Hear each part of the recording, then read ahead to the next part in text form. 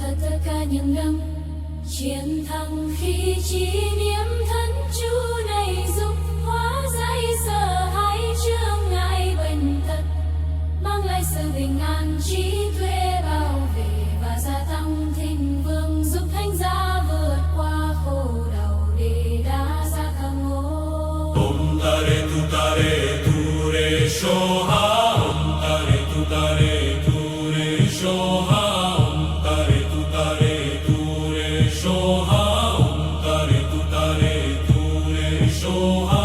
Om tare tu re shoha, om tare tu re shoha, om tare tu re shoha, om tare tu re shoha, om tare tu re shoha, om tare tu re shoha, om tare tu re shoha, om tare tu re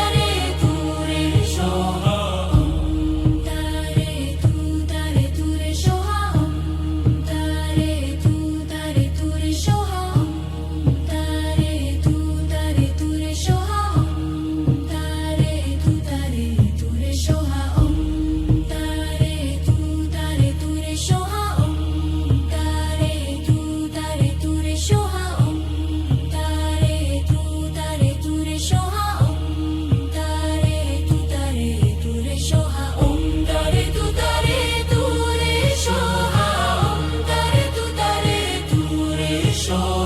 Om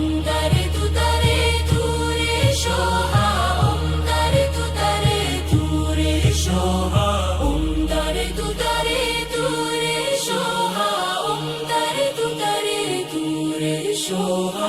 Om tare tu re shoha, om tare tu re